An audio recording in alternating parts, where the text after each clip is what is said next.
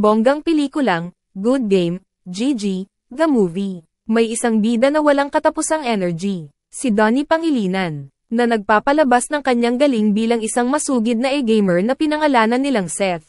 Oo, mga kaibigan, humanda kayong sumabak sa mundo ng gaming na puno ng hamon at tagumpay. Sa pelikulang ito tatalakayin ang mga kakaibang hamon at tagumpay ng komunidad ng esports. Talagang mapapaisip ka kung paano sila nagiging mga bayani sa loob ng laro pero sa labas, mga normal na tao lang naman sila. Kaya kung ikaw ay isang gamer, siguradong maaaliw ka sa kwento ni Seth at ng kanyang mga kaibarkada. Ito ang pelikula na magpapakita sa iyo kung gaano ka-intense ang mundo ng gaming. Sa tuwing maglalaro ka, siguraduhin mong may popcorn at soda ka. Kasi malamang hindi mo mapapansin ang oras sa sobrang kakaadik ang mga eksena. Kaya ano pa ang hinihintay mo? Ay invite na ang mga tropa, maghanda ng mga jokes na may gaming twist, at samahan si Seth sa kanyang nakakalokang journey sa mundo ng esports.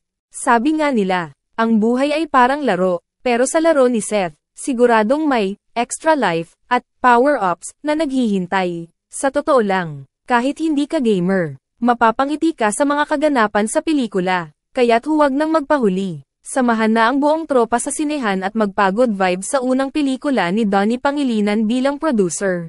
Kasama rin sa cast ang ina ni Pangilinan na si Maricel Laksa, at ang kapatid ni Donnie na si Hana ang creative producer at co-writer ng pelikula. Makikita din sa pelikula si Baron Geisler. Talaga namang star-studded ang ating pelikula. Parang buffet ng mga bonggang artista. Kaya't abangan nyo ang kakaibang timpla ng tawanan, excitement, at adventure na hatid nito. Ito ay isang super-duper astig na hakbang para sa industriya ng pelikulang Pilipino. Natsikahan ang mundo ng esports at ang super lakas niya sa pagpapalakas ng mga relasyon, pamilyang samahan, at kamanghamanghang tagumpay sa digital na panahon na ito. Abangan nyo mga bes. Baka sa esports na lang tayo magkakaroon ng forever. Kaya game na. Tuloy-tuloy ang kaligayahan sa mundo ng gaming sa ika-24 ng Enero taong 2024. Pero bago yun, promote din si Donnie Pangilinan sa Cebu.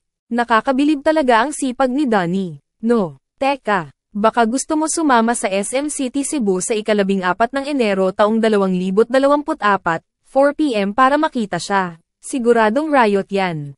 Hala, baka sabay pa tayo manood ng Good Game sa ika-24 ng Enero. Don't miss it.